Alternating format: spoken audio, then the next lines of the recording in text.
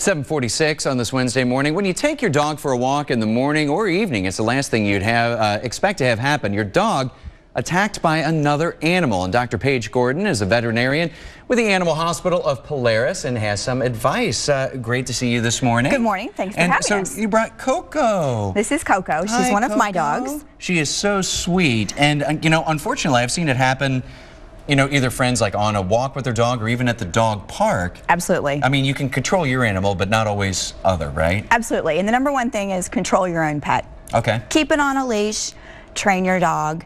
Always ask if you can approach a dog, someone else's dog. Have your kids train them to always ask if they can pet someone else's dog. Well, I mean, when you see Coco, and I know she's been here before, and she's so sweet and she's so calm and everything, but even if a dog appears that way, might not be the case? It's not the case at all. We learn that every day in veterinary medicine, and this is the time of year when walking to school, evening walks, the weather is wonderful. Sure. Lots of people out, and whether you know your dog, you don't necessarily know all the other animals walking down the street.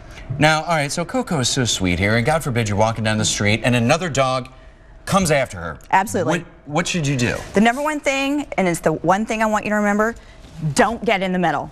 Don't get in the middle of two dogs. Because that seems like it'd be a lot of, your instinct is to just kind of like reach down and Absolutely. You are going to get bitten. If you have your dog on a leash, pull your dog. Do not physically put yourself, do not have your child put themselves between two animals. Okay. If you need to reach in and grab your child, that's okay. But the number one thing is get out of the middle of it, and if you're leashed, you can pull your dog away. Use the leash to do that. Now, as far as, even if the dog's not injured, but you know, just kind of, if you get your dog away in time, there's no injuries or anything, what do you do then after you get your animal away from the scene of the situation here? It's amazing how sometimes you feel or see dog bites that you think are really small, very benign, but when we look at them as doctors, there's a lot more damage underneath. We often call it the tip of the iceberg injury. Can look very, very simple. So my best piece of advice is, one, make sure you take the names and numbers of people around you that may have seen the attack, and also take your dog to the veterinarian to have it checked out. All right. Number three, report it. If you don't report it, then the dogs that have repeated incidents of being in dog fights or attacking people or attacking other dogs, there's no repercussion. They're not going to be taken off the streets, and the attacks are going to continue. Well, there we go. Well, you know what? We just need more dogs like Coco spreading the love.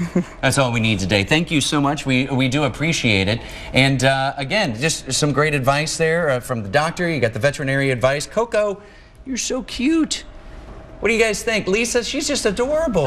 She's crooning at you. Look at those puppy eyes. Oh, great advice. That really is one of the scariest situations ever. Let's get you to First Morning.